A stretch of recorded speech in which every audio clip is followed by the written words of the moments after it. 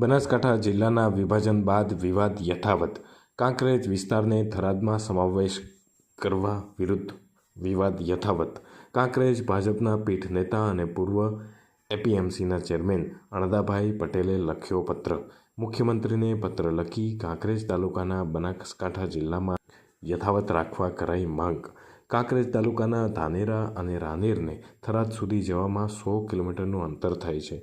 Bank dairy અને જિલ્લાની સંસ્થાઓ પાલનપુરમાં આવેલી હોવાથી કાંકરેજ તાલુકાના બનાસકાંઠા જિલ્લામાં જ રાખવા કરાઈ માંગ.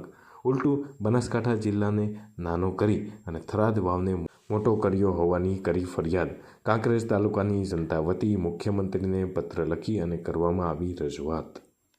વિભાજન કર્યું છે એમાં મોટો જિલ્લો હતો અને કદાચ વહીવટી ખાતે કર્યું હોય તો એ તો સારી વાત છે, પણ કાંકરેજ તાલુકાનો જે સમાવેશ થરાદમાં કર્યો છે એ અમારે અહીંથી અંતર વધારે પડે, અહીંથી જવા માટે બધી મુશ્કેલીઓ પડે. અહીંથી પાલનપુર જવાનું હોય તો હાઈવે રોડ હોય, ત્યાં જવું તો અંતરિયાળ રોડ ઉપર જવું પડે. એટલે આ રીતે ઘણી બધી લોકોને અગવડ પડે એવી વાત છે. એટલે અમારા તાલુકાને બનાસકાંઠાની અંદર કાંકરેજ તાલુકાને રાખવામાં આવે તો સારી વાત છે. બનાસ નદી પણ અમારા કાંકરેજ તાલુકાની અંદર થઈને વહે છે. એટલે બનાસ નદીની અમારી અસ્મિતા છે, બનાસ અમારી ઓળખ છે.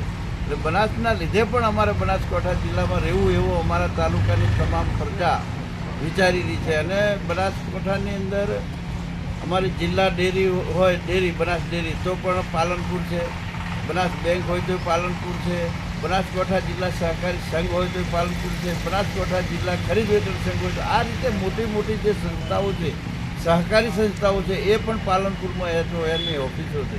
એટલે આ રીતે લોકોને ઘણી બધી અગવડતા પડે એવું આ કાંકરેજ તાલુકાને થરાદમાં ભેળવતર થયું છે. એટલે બનાસકાંઠાને મુખ્યમંત્રી સાહેબને પણ મેં એક લેટર લખીને વિનંતી કરી છે કે કાંકરેજ તાલુકાને બનાસકાંઠા જિલ્લામાં છે ત્યાં રહેવા દેવામાં આવે તો અમારા તાલુકાની પ્રજાને અવગડતા ના પડે અને અહીંયા થરાદ તાલુકા જિલ્લામાં જતા અગવડતા પડશે.